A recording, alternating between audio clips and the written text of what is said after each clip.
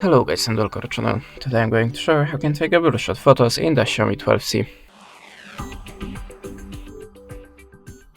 So at the start open the camera app, then go to the photo section, and now you don't need to do anything, just hold your finger on the shutter button and swipe it to the right.